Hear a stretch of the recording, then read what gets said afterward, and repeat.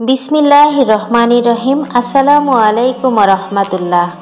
পৃথিবীর সকল প্রাণীর জবান থাকলেও মাছের জবান নেই কেন? আর মাছেরা পানিতে কেন বসবাস করে?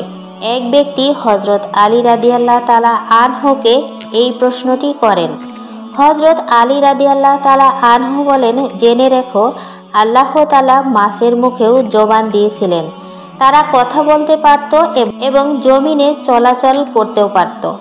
কিন্তু আফসোস, এই মাছ নিজের উপর জুলুম করেছে, যার ফলে আল্লাহ তাআলা তার থেকে কথা বলার ক্ষমতা কেড়ে নিয়েছেন এবং তারপরে জমিনে চলাচল করার ক্ষমতাও কেড়ে নিয়েছেন।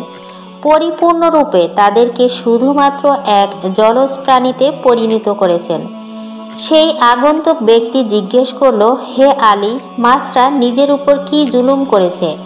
হজরত আলী রাদিয়াল্লাহু তাআলা আনহু উত্তর দিলেন, যখন আল্লাহ তাআলা হজরত আদম আলাইহিস সালামকে সৃষ্টি করার পর সমস্ত ফেরেশতাদেরকে নির্দেশ দেন যে তোমরা সকলে আদমকে সেজদা করো। সমস্ত ফেরেশতা হজরত আদম আলাইহিস সালামকে সেজদা করল, কিন্তু ইবলিস শয়তান আদম আলাইহিস সালামকে সেজদা করতে অস্বীকৃতি জানালো। ইবলিস আল্লাহ তাআলার হুকুম অমান্য করে বলতে লাগলো, আপনি আমাকে আগুন থেকে তৈরি করেছেন আর আদমকে সামান্য মাটি থেকে, যার ফলে আল্লাহ তাআলা ইবলিস শয়তানকে জান্নাত থেকে বের করে দিলেন।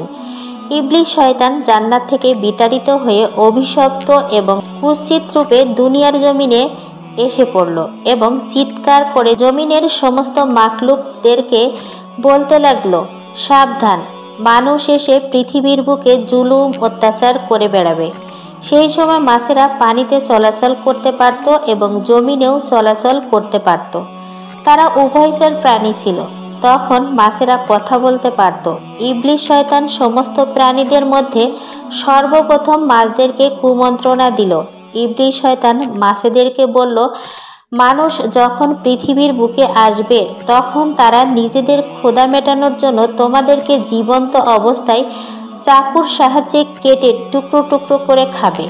মাছেরা যখন এই কথা শুনল তখন তারা সমুদ্রের অন্য সমস্ত প্রাণীকে মানুষের ব্যাপারে এই সমস্ত কথা বলে মানুষের বিরুদ্ধে সবাইকে একত্রিত করতে লাগলো, যার ফলে আল্লাহ তাআলা মাছদের কথা বলার ক্ষমতা কেড়ে নেন এবং মাছেরা জবানহারা হয়ে যায়। পাশাপাশি আল্লাহ তাআলা মাছদের ব্যাপারে এই বিধান জারি করেন যে কোনো মানুষ মাছদেরকে জবাই করতে হবে না, তাদেরকে জীবিত অথবা মৃত এই উভয় অবস্থায় কাটা যাবে।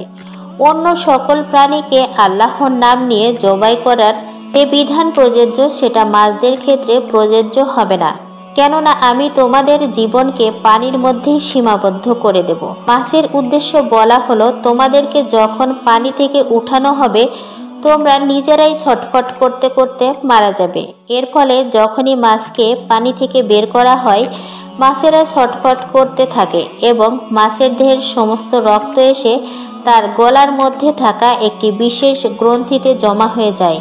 আর এই কারণে মাছকে খাওয়ার জন্য বিশেষ প্রক্রিয়ায় জবাই করার বাধ্যবাধকতা নেই, কেননা ইসলামে জবাই করার বিধান এই জন্য দেওয়া হয়েছে যে যাতে করে পশুর শরীরের রগের মধ্যে থেকে প্রবাহিত সমস্ত রক্ত মাংস থেকে আলাদা হয়ে বের হয়ে যায় এবং মাংসের গুণাগুণ অক্ষুণ্ণ থাকে, জীবাণুমুক্ত থাকে, স্বাস্থ্যকর থাকে। আদম সন্তানের জন্য যেন এই খাবার কোনোভাবেই আনহাইজেনিক না হয়, অর্থাৎ অস্বাস্থ্যকর না হয়।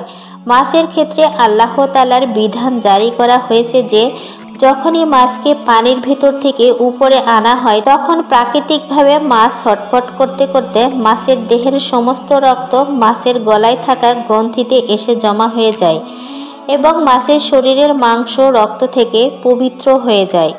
এর জন্য মাছ কোনো প্রকার নিয়মকানুন পালন করে জবাই না করলেও এটা প্রত্যেক আদম সন্তানের জন্য মৃত এবং জীবিত অবস্থায় হালাল। সুবহানাল্লাহ।